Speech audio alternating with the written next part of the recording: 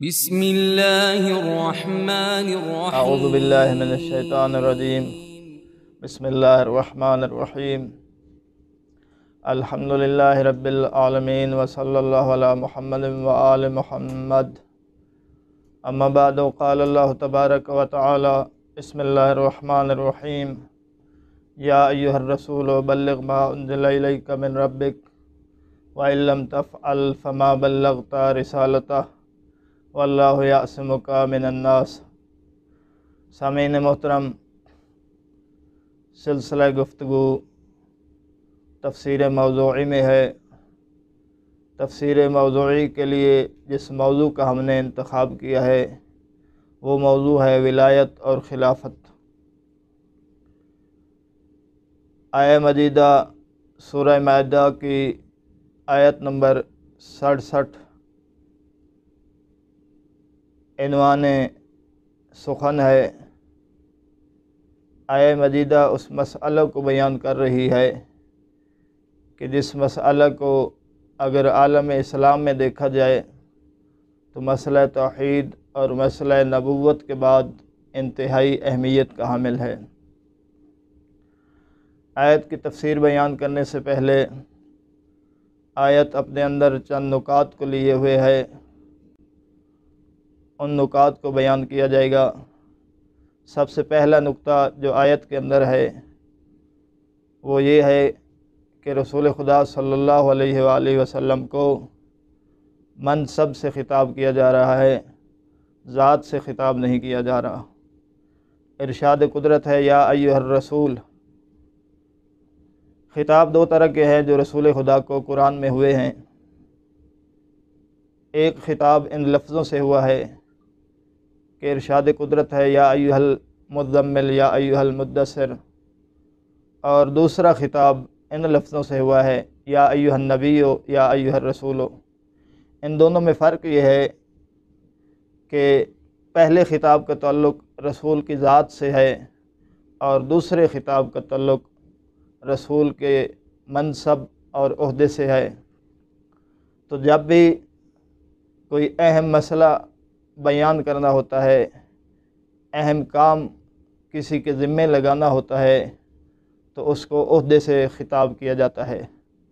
یہاں پر بھی رسول خدا کی ذات سے خطاب نہیں کیا گیا بلکہ عہدے اور منصب سے خطاب کیا گیا ہے۔ اور پھر عہدہ ایک نبوت ہے اور ایک رسالت ہے۔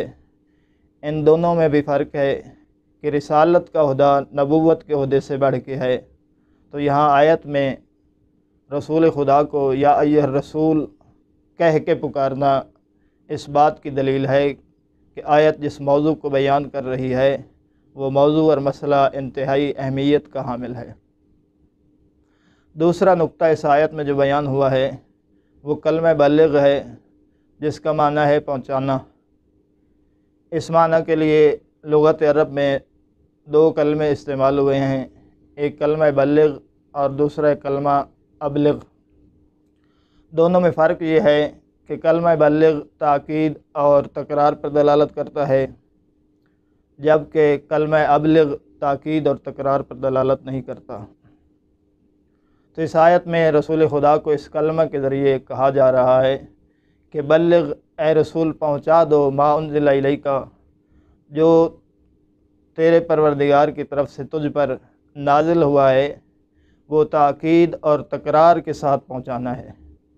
تو آیت میں کلمہ ابلغ کی بجائے کلمہ بلغ کا استعمال موضوع کی اہمیت پر دلالت کرتا ہے۔ تیسرا نکتہ جو اس آیت میں بیان ہوا ہے وہ ایک وعید ہے جو رسول خدا صلی اللہ علیہ وآلہ وسلم کو سنائی جا رہی ہے۔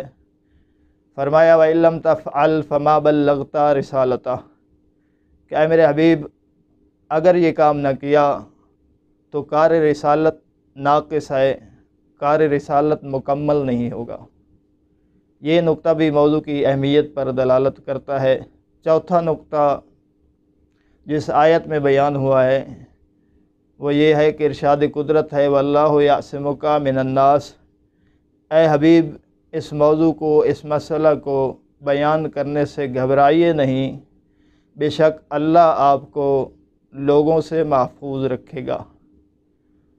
پانچواں اور آخری نقطہ اس آیت میں جو بیان ہوا ہے وہ یہ ہے کہ ارشاد قدرت ہو رہا ہے کہ اگر میرے اس حکم کو کوئی نہیں مانتا، انکار کرتا ہے، تو پھر ان اللہ لا یہدی القوم الکافرین، کہ اللہ تعالیٰ انکار کرنے والی قوم کو ہدایت کرنے والا نہیں ہے۔